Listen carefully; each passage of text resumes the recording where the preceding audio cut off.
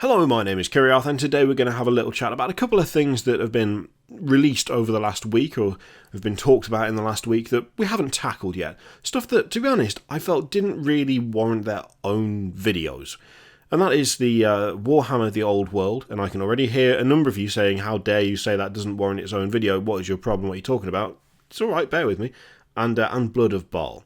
Now, we don't know, frankly, a huge amount about either. Got a pretty good idea as to what's going to happen with Blood of Baal, because it's Blood Angels versus Tyranids. Mephiston is going to be ascended to Primaris status, which, to be honest, makes sense, and his model could use a bit of an update, I think it's fair to say. Doesn't look terrible, but could definitely be a bit fresher now. And as candidates for crossing over into Primaris territory go, Mephiston is pretty high up there. I have seen a few people talk about, like, why not Dante, but that guy's old as hell. I do not know if he would actually survive the trip. Genuinely, it's supposed to be a very dangerous procedure. It's supposed to be, not something undertaken lightly. Dante is very, very old at this point, and if you've read Devastation of Baal, really quite tired as well. So perhaps he would not want that. Of course, if that turns out to be a surprise thing, and he does end up getting all Primarisified, I'm happy to admit that I was wrong, but I feel like he'll probably be staying how he is for the moment. And if the leaks that we've seen are anything to go by, I don't believe he's going to be getting a fresh model. I think it's just going to be Mephiston that's going to get the works this time around. Now, with Blood of Baal, the only issue I have with it is that if you've read Devastation of Baal, you kind of... Well, Blood Angels vs. Tyranids is all well and good, and it's a fun story. It's not one that really needs repeating over and over again. Blood Angels are an interesting chapter. They have an interesting flaw. They have interesting army choices based around that flaw. They have a hierarchy that's not like what we see from other chapters. And Tyranids... I'm not going to say Tyranids are boring. That's not what I mean. But there is only so much that can be done versus a foe like Tyranids. They do not operate the same way as other species in 40k. They don't operate the same way as, like, traitors or heretics or like the Dark Eldar or the Eldar. Now, because the fact is that when it comes to Psychic Awakening, everything is going to get something. Literally everything is going to get something, and so Tyranids need their time in the light as well. The problem is that I don't know if I'm personally interested in another Blood Angels vs. Tyranids story, and the only two possibilities that I can think of is that the Devastation of Baal might be in some way involved in all of this, in which case I've already read that, I don't need to read it again, or alternatively, it's like the rematch of the rematch, at which point kind of already read that, and I don't know if I need to read it again. It's not a bad matchup, it's just not that exciting at this point, personally. Obviously, I am but one person. There would be many more who would want to read that, so it's just my point of view on that, obviously. But it's just not filling me with a vast amount of excitement, which is a shame, because I think Blood Angels are genuinely one of the most interesting chapters / legions / anything of the Imperium and Chaos. So, I don't know, I would just quite like to see something a bit different for them, and unless Games Workshop really pulls something interesting out, it's not going to be all that different, I wouldn't have thought. But, as always, kind of need to wait and see what happens.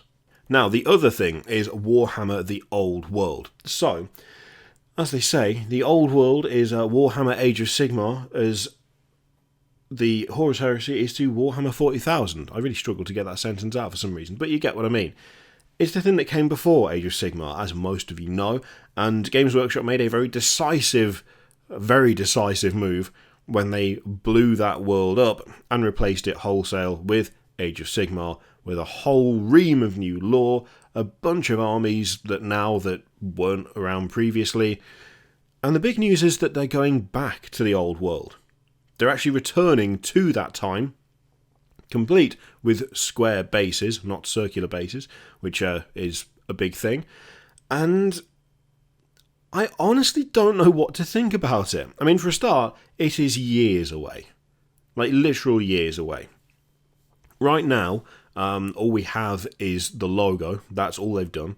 But they do have a team in the design studio who are going to bring the old world back to life, resuscitate the old world, revive the old world, cast a raised dead or true resurrection on the old world.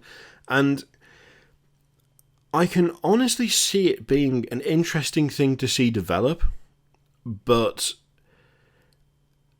I just don't know what to think of it right now, because it feels like Games Workshop have got a hell of a lot of products.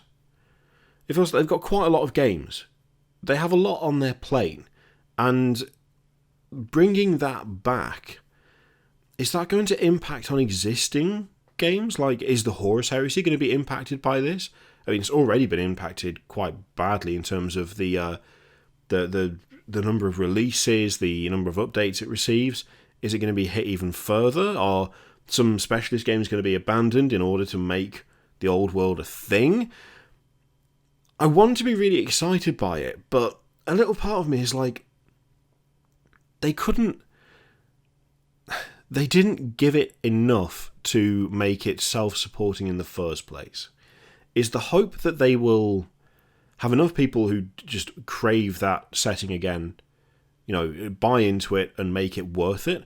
Is it essentially just bankrolled off Age of Sigmar? I mean, much though there are a good number of you who still don't like the fact that Warhammer Fantasy went away in favour of Age of Sigmar. Age of Sigmar is undeniably more successful. Now, there's any number of reasons to why that is the case. I'd say a lot of the one thing that's repeated a lot is, well, they support Age of Sigmar, which is more than they did for Warhammer Fantasy. So, in that case, well, yeah, it is going to make more. It is going to be more successful because they're actively pushing it, and they did not do that with Fantasy towards the end.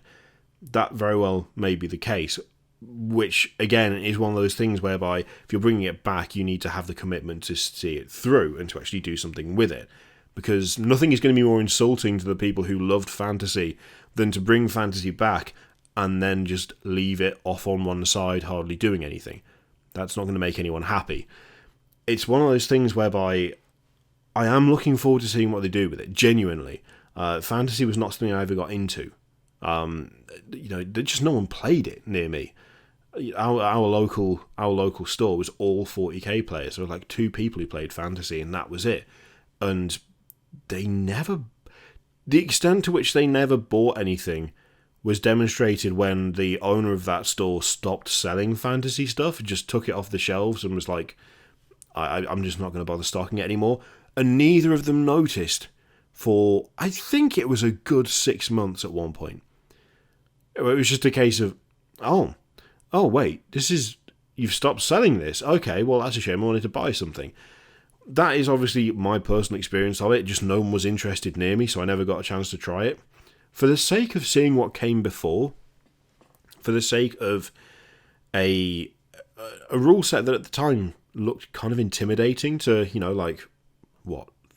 14-year-old me, or whatever it was, I would like to give it a try. But it's a long way off. It's a long way off, and we have very little to go on. It's a long way off. We have no idea whether, more people have been hired, whether it's further delegation of responsibility, whether it's going to be developed alongside other stuff, whether it's going to impact other things. It's one of those things whereby I think it's very easy to go, they're bringing it back. But as always, we don't know what it is yet. We don't know what form it's going to take. Are there going to be new art? Like, are the old armies going to get re-released? Are they going to break out the old sculpts for Tomb Kings?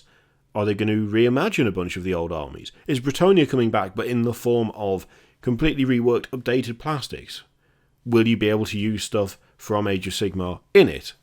In some cases, not all cases, obviously. We'll be able to use stuff from Fantasy or from the old world in Age of Sigmar. What's the rule system going to be like? Is it going to be the same? Is it going to be a more streamlined version of the last rule set for Fantasy? Or is it going to be something more akin to Age of Sigmar because they know that that's more popular? There's a hell of a lot we don't actually know anything about.